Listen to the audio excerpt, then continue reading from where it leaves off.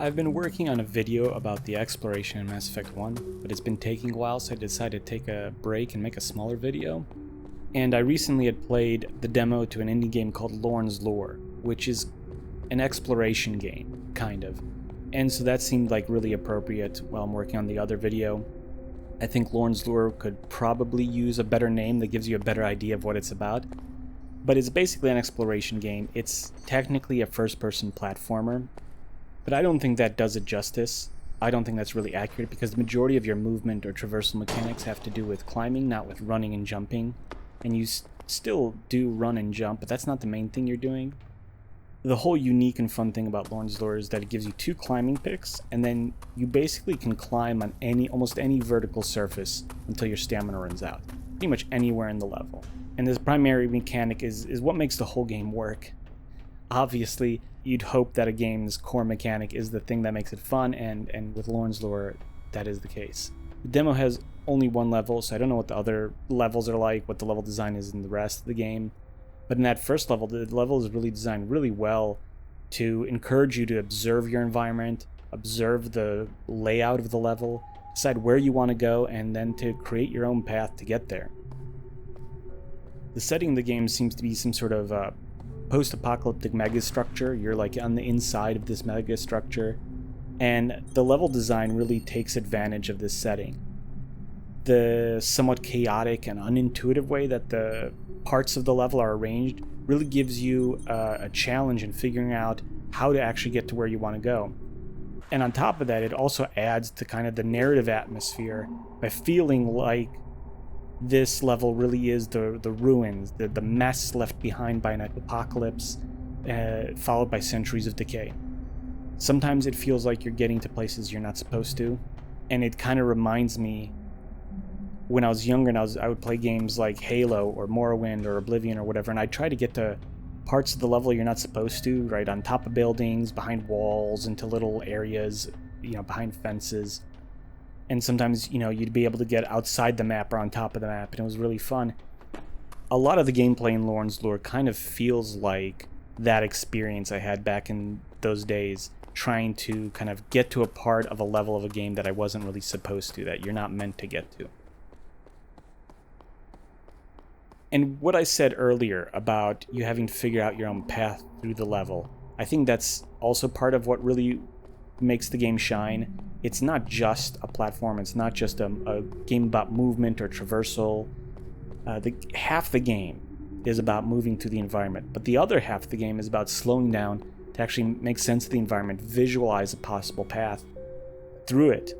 A decent portion of your time you're going to be spending just staring at the level from a distance, staring at like this wall with all these different blocks and cylinders and pipes and stuff, and trying to make sense of what you're seeing and where you can go once you're up closer. Once you get to that wall, what path are you going to have to take?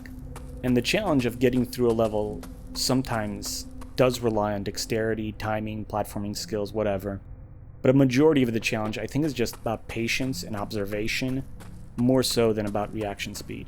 So because of this, some parts of the game feel more like a puzzle game almost.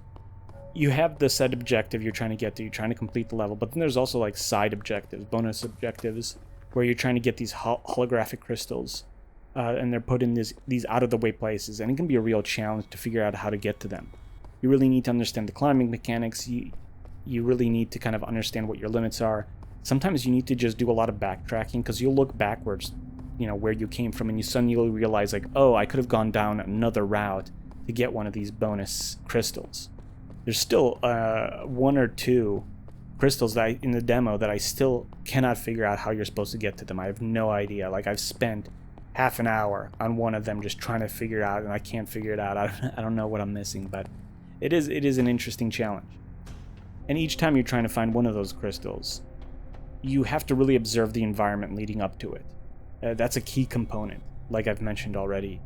And you'll try an idea. Let's say you want to climb between 2 platforms or whatever, and you think you've got enough space, but some of these spaces are huge, and the distance between some areas is just very deceptive. And you'll head out, and you'll realize like, no way, you don't even have the stamina necessary to get there. you're dead in the water, right? And you gotta go back to your start, reevaluate the level, and try to find a new route. Or sometimes the opposite will happen. You just try an idea out of desperation. You try to make a jump or something that you don't think you'll be able to make, or you try to make a climb you don't think you'll be able to make, but then you try it and it works. And with all of this, that all kind of works towards creating this sense of discovery when you play the game. One of the few criticisms I have of the demo is the distance you fall before dying. Sometimes you fall a small distance and you die and restart. Other times you'll fall a really long time before you die and restart.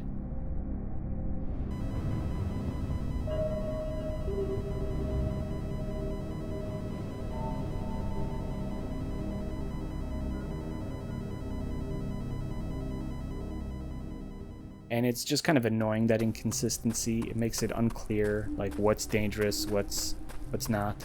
Also, the metallic crunch sound that happens when you die feels like it's way louder than all the other sound effects in the game, and it's a bit jarring. But other than that, I think the game is, or at least the demo is pretty good. I really enjoyed it. I think it's got a unique mechanic, and I think the level design, visual design really work well. There is a few miscellaneous things that I did want to talk about. So the story is fine. It's okay.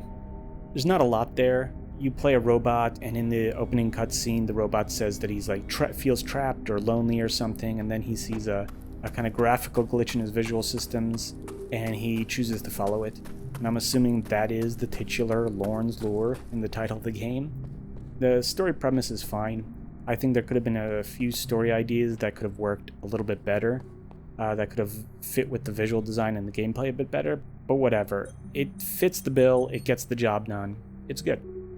However, as you travel through the level, you're gonna find like remains of other, I guess, robots or maybe humans who explored and mined the megastructure. You'll find their shacks or machines or computers, and you'll also find the journals they've left behind.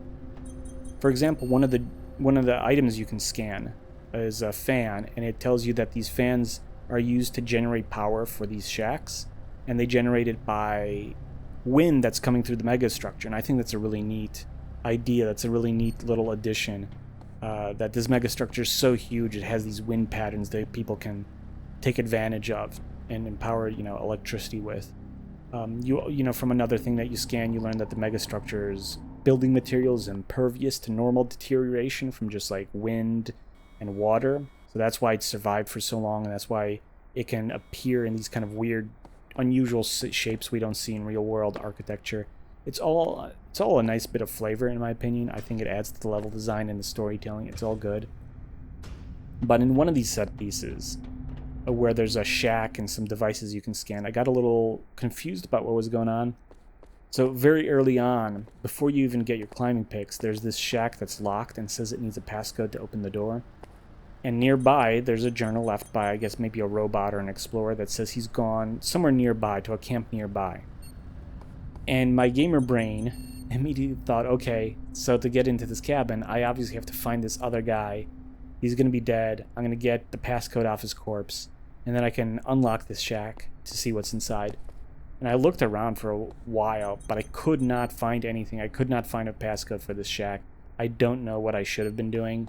So I'm not sure, is that vignette about the locked shack, is that just flavor? Is that just story? Is there nothing to look for, nothing to find?